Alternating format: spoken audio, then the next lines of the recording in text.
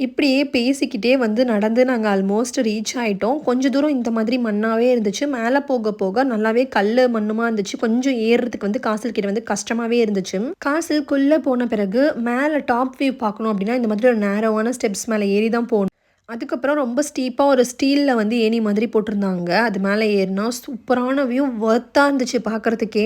ரொம்பவே மறக்க முடியாத சூப்பரான எக்ஸ்பீரியன்ஸ். ஃபுல் காசிலும் அந்த ரிவரோட, அந்த வைன்யார்ட்ஸோட அவ்ளோ அழகா இருந்துச்சு பார்க்கறதுக்கே. கிட்ஸ் எல்லாம் வச்சுட்டு இவ்ளோ தூரம் நடந்து வந்தது ரொம்பவே கஷ்டமா தான் இருந்துச்சு. பட் மேல வந்த பிறகு நல்லா ஜில்லுன்னு ப்ரீஸ்லாம் மூஞ்சில அடிச்சது. ஸோ ரொம்பவே ஹேப்பியா இருந்துச்சு. கிட்டத்தட்ட அந்த ரிவரோட கரையிலேருந்து ஃபுல்லா நடந்து வந்து, அதுக்கப்புறம் இந்த மலை மேல ஏறி இந்த காசலுக்கு வந்திருக்கோம்.